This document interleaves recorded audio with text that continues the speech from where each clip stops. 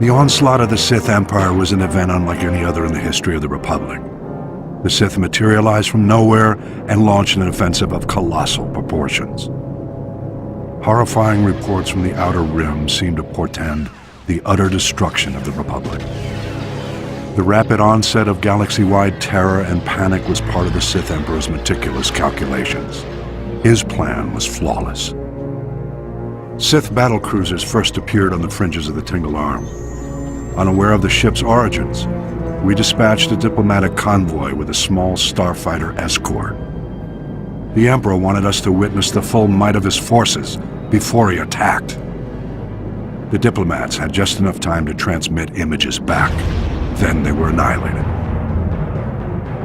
Immediately thereafter, the Sith began a full assault on the Republic allies in the Aparo sector, which fell before the Republic fleet even arrived. Then our allies turned on us.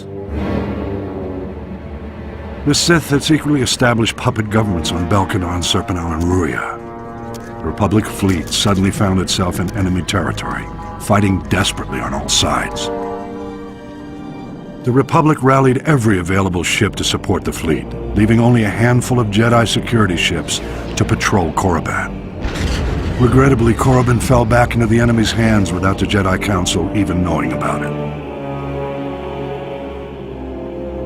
Overwhelmed and desperate, the Republic fleet scattered, fleeing from the Tingle Arm to avoid complete annihilation.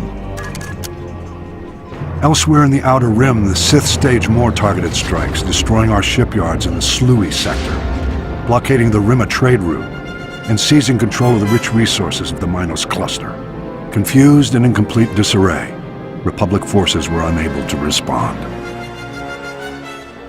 Republic leaders and members of the Jedi Council arranged an emergency meeting in the Senate to prioritize the galaxy's defense. But the session quickly became mired in politics. Irate senators stormed out in protest over decisions which left their representative sectors exposed to attack. Many of the Republic's diplomatic allies refused military support for the greater cause. It was every system for itself.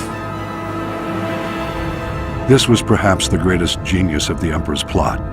He had turned the Republic against itself. While the Republic played politics, the Emperor used the time to reconfigure his forces for the long push into the galactic core. All might have been lost in those early years had individual Jedi masters and Republic military leaders waited for the Senate's orders.